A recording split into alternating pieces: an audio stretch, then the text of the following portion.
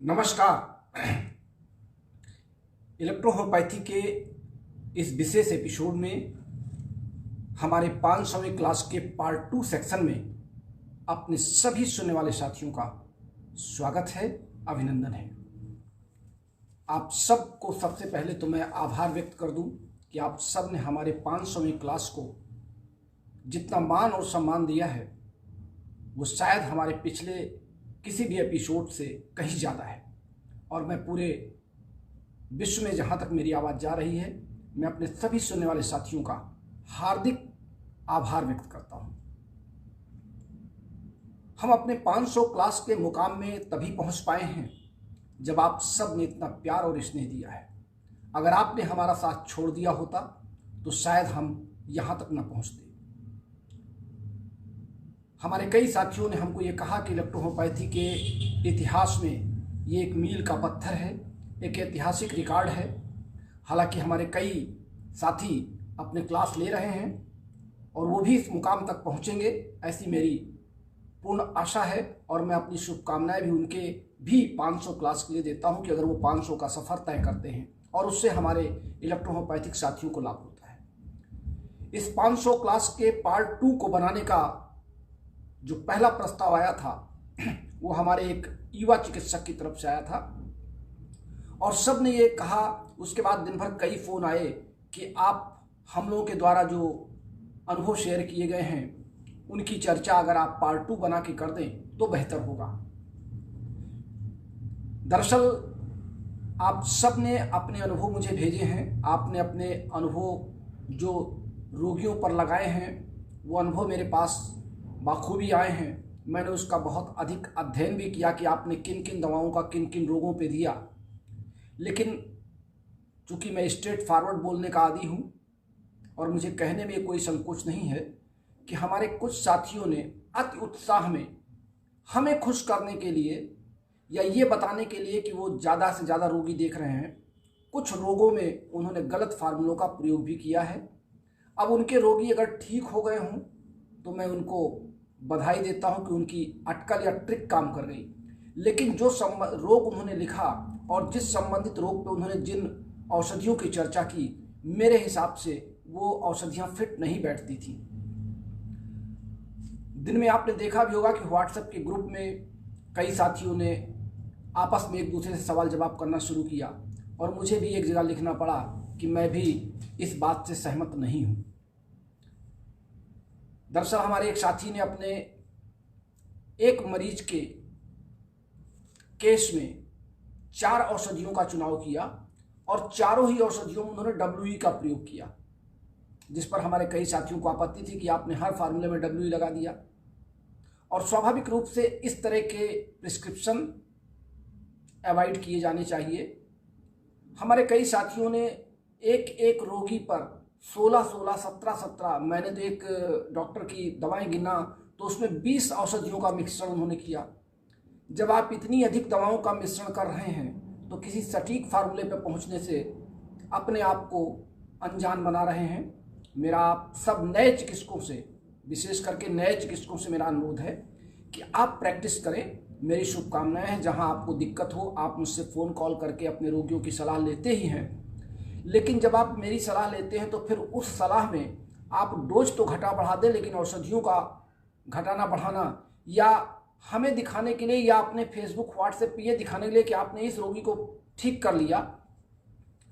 हमारे कई साथियों ने अपने रोगियों के पर्चे, जो उनकी डायरी है, उसको उन्होंने शेयर किया। उसमें लिखा है नाम और एक छोटे से रोग का नाम और सीधे दवाइयाँ।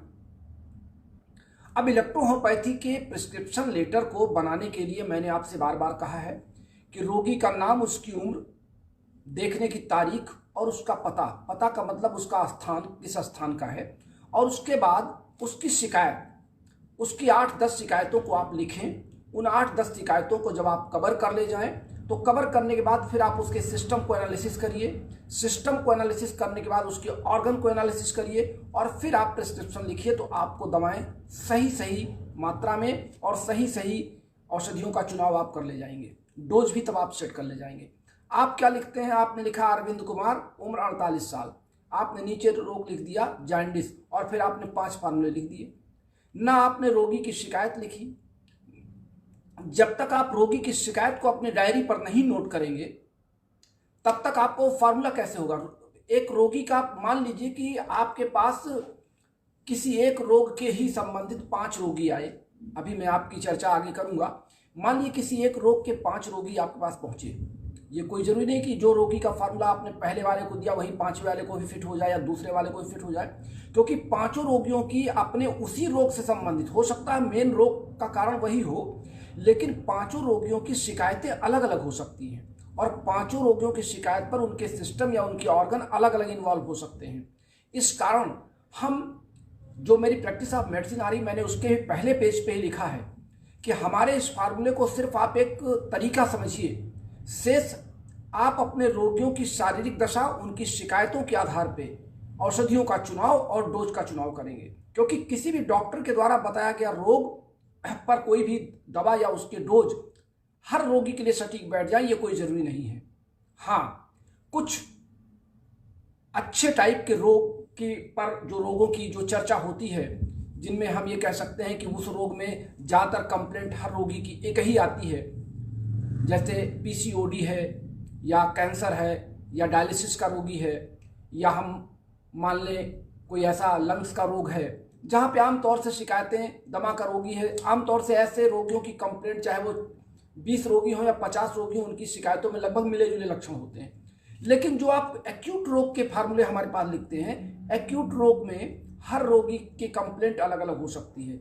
इस नाते मेरी सलाह है कि आप अति उत्साह में इलेक्ट्रोहोमोपैथी में बहुत जल्दबाजी न करें।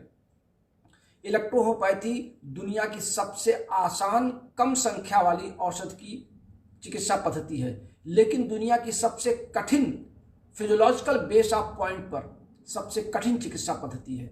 जब तक आप एनाटॉमी और फिजियोलॉजी के गहन अध्ययन के बारे में आप चिंतित नहीं होंगे, जब तक आप गहन अध्ययन नहीं करेंगे, तब तक आप सिस्टम और ऑर्गन को चेक नहीं कर पाएंगे। फिर आप किसी किताब की लिखी लिखाई भाषा, मैंने तो 1-2-3 प्रिस्क्रिप्शन ऐसे देखे जो मुझे लगा कि ये किसी किताब की लिखी लिखाई भाषा को इन्होंने उठा करके व्हाट्सएप ग्रुप पे डाल दिया, जिसकी चर्चा करने योग्य मैं समझ नहीं पाया कि इसकी चर्चा की जाए कि ना की जाए। तो मेरा आपसे अनुरोध है कि मैं आपके नाम को पढ़ दूं और पूरा देश जान जाए कि आप फला स्थान के फला डॉक्टर हैं, लेकिन जब हम आपके प्रिस्क्रिप्शन को आगे बताएं तो ये उसमें लगता ही नहीं है कि आपने एज ए फिजिशियन अपने रोगी को बहुत गंभीरता से ट्रीट किया। इसलिए मैं आज मेरे पास सिर्फ कुछ सिलेक्टेड डॉक्टर्स हैं जिनके कुछ अनुभव हम आपको शेयर कर रहे हैं, और उन अनुभवों को आप अपने उसी रोग से संबंधित रोगियों पर शेयर कर सकते हैं, देख सकते हैं, उनका परिणाम लिख सकते हैं। और आज के इसी क्रम में हमारे 500वें क्लास को ही इसका पार्ट 2 माना जाए, ये 501 क्लास में ना जोड़ा जाए, क्योंकि मैंने आपसे कहा है कि अब मैं इस क्लास को यहीं बंद कर रहा हूं और आपसे हफ्ते में 15 मिनट के लिए दूसरे और चौथे रविवार को मिलूंगा। तो दूसरा रविवार तो अभी 13 तारीख को आ रहा है और आज मैं आपसे बात कर रहा हूँ, इसका मतलब कि मुझे अगले रविवार को आपसे फिर वार्ता करनी पड़ेगी। लेकिन आज मैं अपने पार्ट 2 में आप सबके अनुरोध पर अपने कुछ अच्छे चिकित्सकों की चर्चा आपसे करना जरूरी समझता हूँ।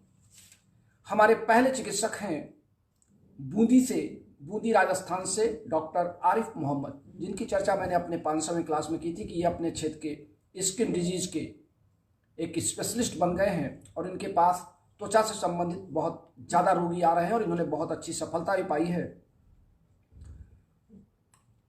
लेकिन इनके स्किन के अतिरिक्त इनके 2 विशेष रोगी हमने सेलेक्ट किए हैं। एक है नसीम बानो, जिनकी उम्र है 38 वर्ष और इनके जोड़ों में दर्द बहुत दिनों से था, लगभग 3 वर्ष से प्रत्येक जोड़ में दर्द था और कई प्रकार की चिकित्सा विधियां ये अपना चुकी थी। और हमारे युवा इलेक्ट्रोहोमोपैथिक चिकित्सक डॉक्टर आरिफ मोहम्मद ने जो प्रिस्क्रिप्शन इन्हें दिया वो था CNS, C4 और WE।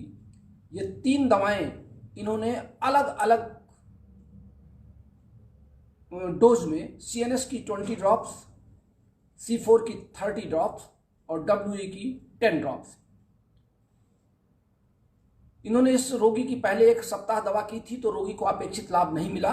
फिर इन्होंने मुझसे सलाह लिया और सलाह लेने पर मैंने इन दवाओं के डोज को रोगी की कंप्लेंट के आधार पर कम ज़्यादा कर दिया। जहाँ पे मुझे लगा कि डब्ल्यू की ज़रूरत कम होनी चाहिए, C4 की ज़रूरत कम होनी चाहिए, वहाँ पे मैंने इनके इस डोज को घटाया। और ये लिखते हैं कि 3 महीने तक लगातार ये दवा करने के बाद रोगी पूर्ण स्वस्थ है और हमारे इस कार्यक्रम की सराहना कर रहा है। और दूसरा जो है, इन्होंने आरी, हमारे अगर कोई साथी हमें फ़ोन कर रहे हैं तो कृपया फ़ोन ना करें। और दूसरा है C4F2 और आरी, इसकी इन्होंने हमारे दूसरे साथी हैं, बीच में फ़ोन आ गया था और मैं बार बार ये कहता हूं कि जब मेरा क्लास चलता रहे तो आप लोग फ़ोन कॉल ना करें। हालांकि मैंने डू नॉट डिस्टर्ब इस पर लगा रखा है, लेकिन फिर भी कॉल तो आएगी ही।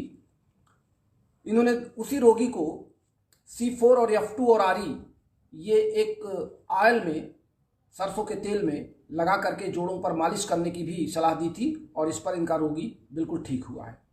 इन्होंने दूसरे एक पेशेंट है मोहम्मद रजा, जिनके नाक में से पानी लगातार पिछले 2 वर्षों से निकल रहा था। नाक बहती रहती थी, नाक बंद नहीं होती थी और नाक में बहुत ज़्यादा खुजली थी। उसके लिए भी इन्होंने मुझसे सलाह लिया था और मैंने इनको सिर्फ 3 दवाओं का सेलेक्ट करना बताया था, जिसमें बेन1, P3 और G, ये पहला फार्मूला था। और दूसरा फार्मूला था S3, C3 और F1।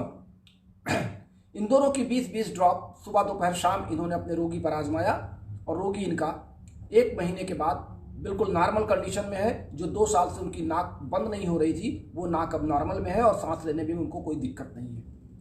फिर मैंने 1 महीने तक इनसे ये भी कहा कि इसको आप P4 और वर2 और C15 और WE, ये भी C13 और WE ये भी आप चला दें। और इसके चलाने के बाद रोगी अब बिल्कुल ठीक चल रहा है और हमारे आरिफ मोहम्मद की बड़ी तारीफ कर रहा है। तो आरिफ जी, आपके इस ट्रीटमेंट के लिए मैं आपको बधाई देता हूँ। हमारी दूसरी महिला चिकित्सक हैं पुष्पा सिंह उड़ीसा से। इन्होंने 10 वर्ष के पुराने कॉन्स्टिपेशन के रोगी को,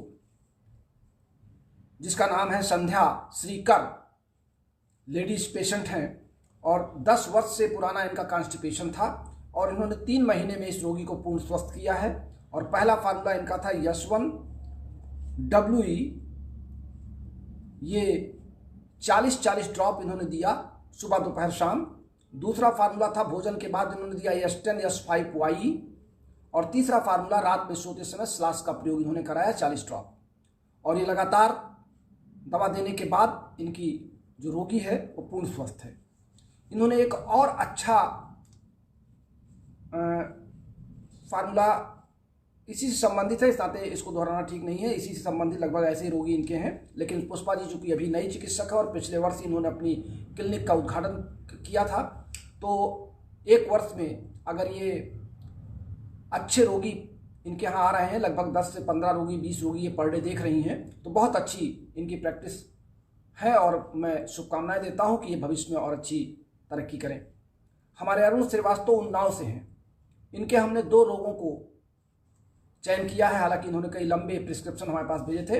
एक एड़ी के दर्द के रोगी अक्सर आपके आसपास गांव में या तमाम जगहों के आते हैं जिनकी एड़ी में दर्द होता है, और एड़ी के दर्द के लिए इन्होंने हमारे फार्मूले को अपनाया, जिसमें हमने C8, C4, L2, S2 और C7 का प्रयोग इनसे करवाया था।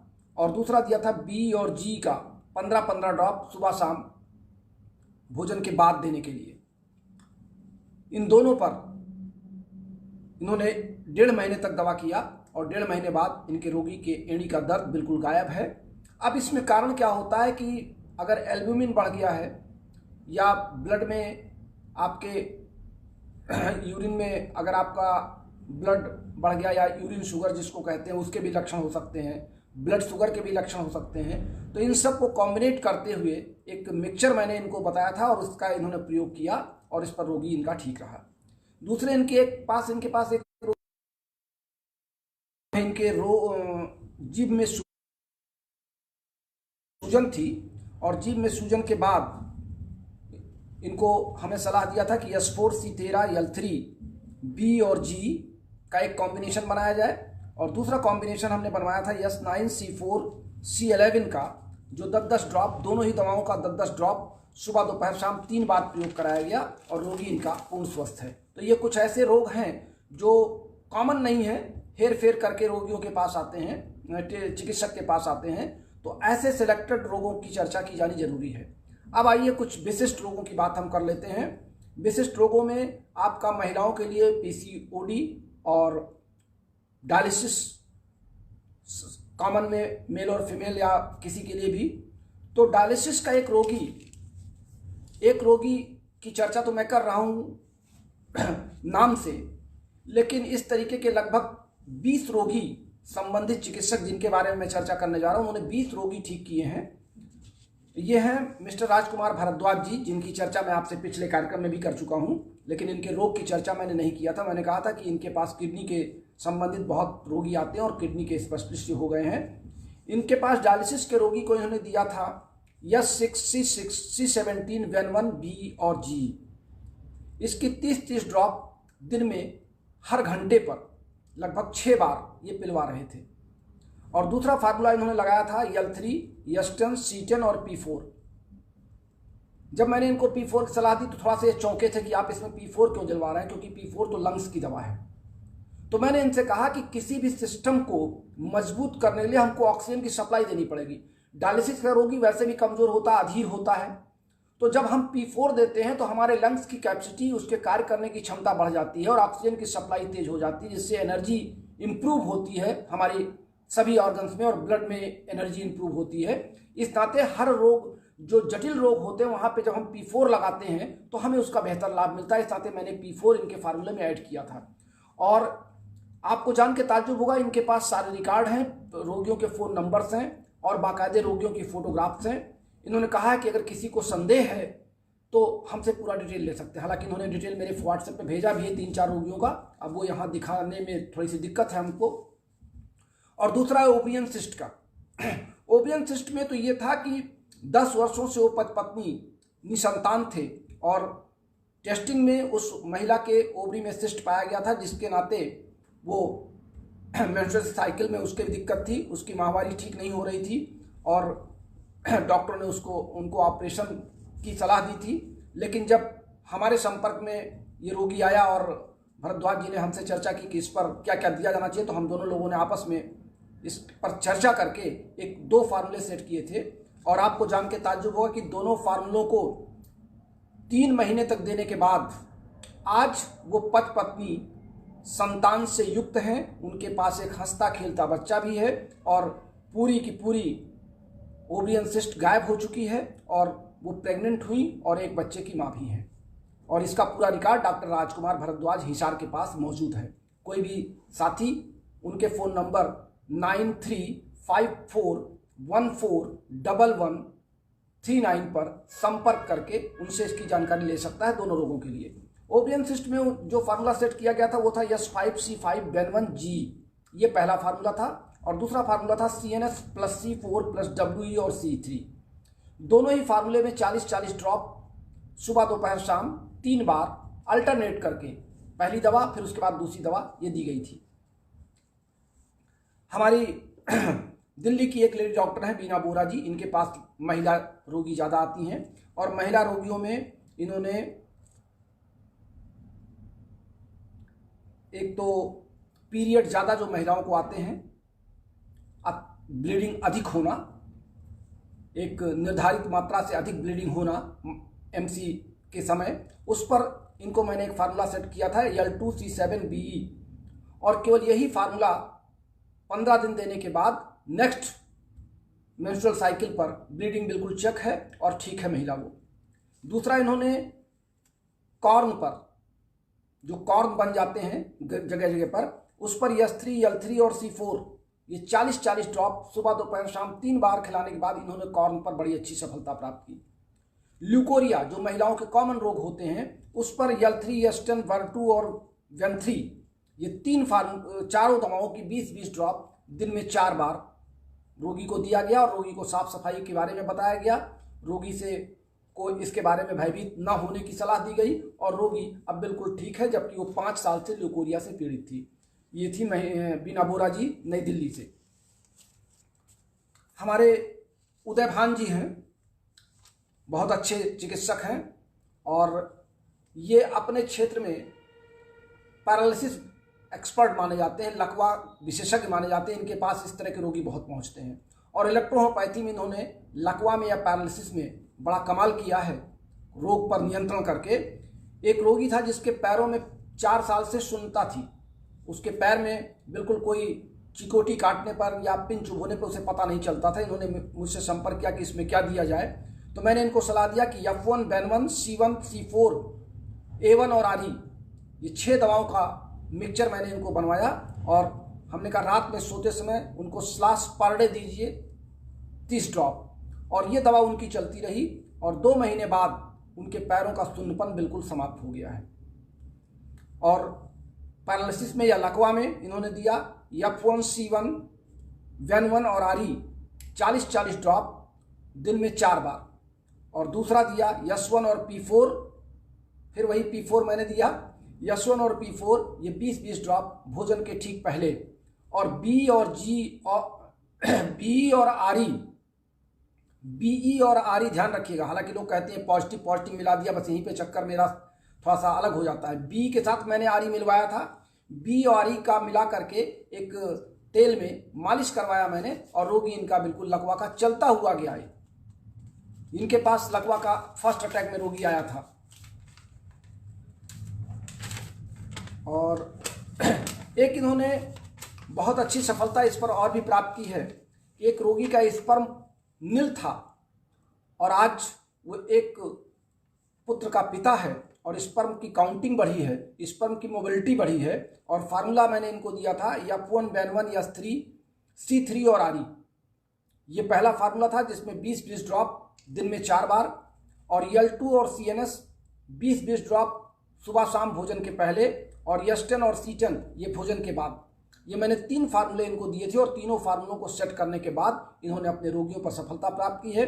उदय भान जी से इन दोनों रोगियों के बारे में आप पूरी डिटेल ले सकते हैं, हालांकि व्हाट्सएप ग्रुप पे इन्होंने डाला भी है, आप सब ग्रुप को चेक करके इसको क्लियर कर भी सकते हैं।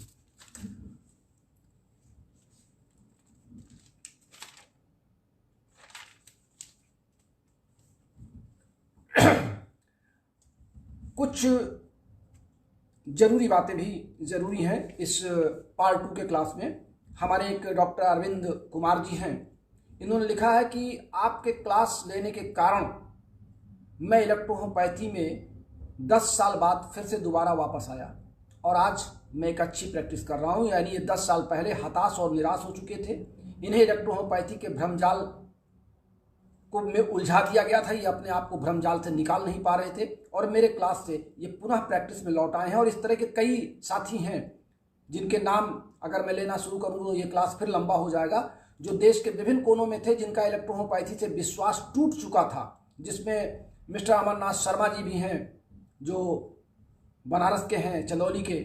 ऐसे तमाम चिकित्सक हैं जो इलेक्ट्रोहोम्योपैथी से अपना विश्वास छोड़ चुके थे, वो वापस लौट के आए हैं क्योंकि इलेक्ट्रोहोम्योपैथी को मैंने सरल और संक्षिप्त किया है। डाइल्यूशन, पोटेंसी, पॉजिटिव और निगेटिव के भ्रमजाल से आपको हमने अलग करके एक सीधे पैड पर चलना बता दिया है, जिससे आपको लाभ हो रहा है और आपके रोगियों को भी लाभ हो रहा है। अब बात कर लें लुधियाना के डॉक्टर राय साहब की। इनके यहाँ पेन से संबंधित किसी भी पेन में इन्होंने एक पेन किलर का फार्मूला, हमारा जो कॉमन फार्मूला है C7H5BE, ये हर तरह के पेन में इसको दे रहे हैं और हर तरह के पेन में रोगियों पर लाभ दे रहे हैं। और दूसरा उसी के साथ ही CNS और WE देते हैं और ये हर तरह के पेन किलर को, इसको पेन किलर इन्होंने बना ही दिया है। इसलिए राय साहब चूँकि एक अनुभवी चिकित्सक हैं और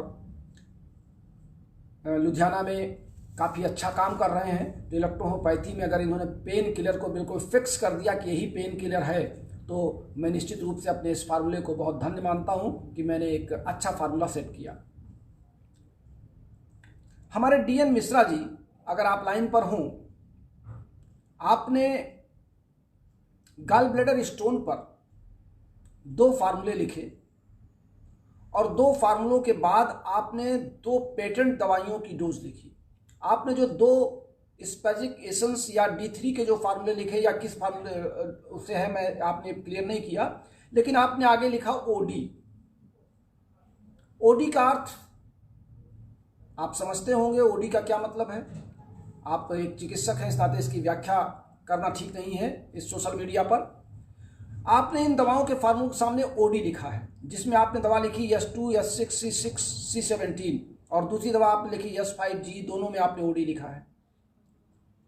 और उसके साथ आपने ब्रैकेट में लिख दिया है कि आपने डेस्टिन, TDS और फिर एक लिखा है आपने स्पोर्बिन और डाइस्टिन, ये 3 पेटेंट मेडिसिन आपने लिखा है, इसका TDS आपने डोज लिखा है। अब TDS और ओडी में क्या अंतर है, आप किसको प्रमुख दवा मानना चाहते हैं, पेटेंट मेडिसिन को या जो आपने फार्मूला लिखा है वो। बस यहीं पे हमारा आपका थोड़ा सा तालमेल नहीं बैठ रहा है। हम बार बार ये कहते हैं कि अगर आपने फार्मूलों से रोगी को ठीक किया है तो वो फार्मूले बताइए और उसकी डोज बताइए। अब ये कंफ्यूज हो रहे हैं कि आपका रोगी इस पेटेंट से ठीक हुआ, जो पेटेंट बना करके आपने जिस कंपनी का नाम लिया, जो दवा आपकी आई, आपने लिखा है डेस्टिन, डाइस्टिन और स्पोर्बिन, यानी 3 दवाएं आपने लिखी हैं। अब इन दवाओं में क्या पड़ा है, इसमें विभिन्न चिकित्सा पद्धतियों का मिक्सचर है या इलेक्ट्रोहोमोपैथी की टैबलेट हैं। इलेक्ट्रोहोमोपैथी में टैबलेट किस बेस पर बनाई गई हैं, कब बनाई गई हैं, इनमें क्या मिलाया गया है, कैसे ठीक हुआ। इस नाते मैं इस पर चर्चा ज़्यादा नहीं करूंगा। मैं इतने कह सकता हूं कि मुझे पेटेंट मेडिसिन के फार्मूलों के बजाय आप लोग अपने ओरिजिनल फार्मूले शेयर करें, और जिसमें जो डोज देते हैं तो मैं उसको बेहतर समझूंगा और वो आपके लिए भी अच्छा होगा और हमारे सुनने वालों के लिए भी अच्छा होगा। क्योंकि पेटेंट मेडिसिन के फार्मूले या पेटेंट मेडिसिन से ठीक होने वाले रोगियों की मैं चर्चा इसलिए नहीं कर सकता कि पेटेंट मेडिसिन बनाने वाले सिर्फ और सिर्फ आपको बेवकूफ़ बनाते हैं। वो दूसरी चिकित्सा पद्धतियों का सहारा लेकर के, इलेक्ट्रोहोमोपैथी का लेवल लगा करके आप तक वो अपना बिजनेस करते हैं, आप उनकी जेब भर देते हैं, वो भी खुश और आप भी खुश।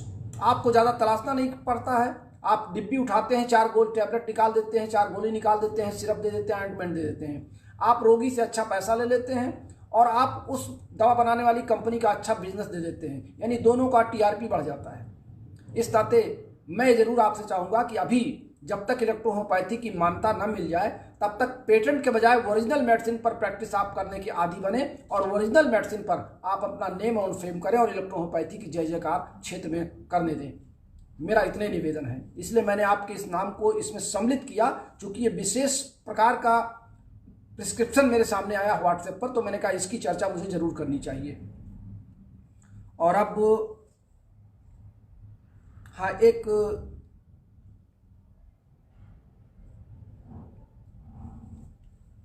पॉजिटिव और नेगेटिव और D5 के और D6 के डोजों की चर्चा कई प्रिस्क्रिप्शन में थी और मैंने लिखा भी था कि केवल D3 तक ही प्रैक्टिस करने की जो निर्धारित प्रक्रिया है, हमारे 5 ml plus 445 ml equal to 450 ml में हम उस पर चर्चा करेंगे। तो इस नाते मैं अपने तमाम सुनने वाले साथियों से निवेदन करूंगा कि हमारे व्हाट्सएप ग्रुप पे आप किसी अन्य ग्रुप में अपनी डींग हाँक रहे हैं कि मैंने 6वां डायल्यूशन दिया, 10वां दिया, 1000वां दिया, 200वां दिया, आप दीजिए, आप लिखिए, मुझे कोई आपत्ति नहीं है। लेकिन ऑलरेडी इलेक्ट्रोहोमोपैथिक क्लास के ग्रुप में अगर मैंने आपको जोड़ रखा है तो मैं आपसे अपेक्षा करूंगा कि आप D3 तक अगर आपकी कोई उपलब्धि हासिल हो या मेरे संबंधित फार्मूलों, क्योंकि वो क्लास जो अब आपको मैं ये बता दूं कि चूंकि जो लोग मेरे क्लास को अटेंड कर रहे थे मैंने उनको उसमें जोड़ना शुरू किया था।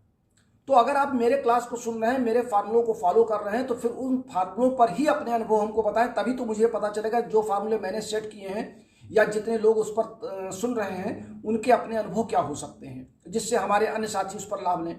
लेकिन जब आप वहाँ लिखते हैं कि 6वां डायल्यूशन, 200वां डायल्यूशन, 1000वां डायल्यूशन, 10th डायल्यूशन, तो मैं ये सोचता हूँ कि आप मेरे फार्मूलों की बात कर रहे हैं या फिर किसी अन्य लिखी लिखाई किताब के पुस्तक की लाइनें बयां कर रहे हैं, या आपने किसी ऐसे माया भ्रम जाल में अपने आप को बांध रखा जहां से आप इलेक्ट्रोहोमोपैथी नहीं समझ पा रहे हैं, आप केवल डायल्यूशन समझ पा रहे हैं, आप केवल पॉजिटिव और निगेटिव समझ पा रहे हैं, आप केवल पोटेंसी समझ पा रहे हैं। इस नाते मैं अपने सभी होनहार चिकित्सकों से इस बात की अपेक्षा करता हूं कि इलेक्ट्रोहोमोपैथी को सरल और संक्षिप्त अगर आप समझते हैं तो दूसरों को समझाने का प्रयास भी करें। इलेक्ट्रोहोमोपैथी को न जटिल बनाएं और न जटिल बनने दें। इन्हीं शुभकामनाओं के साथ आप सब ने बहुत ज़्यादा हमारे पास प्रिस्क्रिप्शन भेजे हैं। हमारे कुछ अच्छे साथी अभी रह गए हैं, चूँकि समय ज़्यादा हो रहा है। अभी कुछ अन्य साथियों के फार्मूले और उनके एक्सपीरियंस हम अपने अगले क्लास में शेयर करेंगे। तब तक के लिए अपने प्यारे दोस्त डॉक्टर श्रीवास्तव को बस्ती से इजाज़त दीजिए। 500वें के पार्ट 2 क्लास में आज यहीं तक।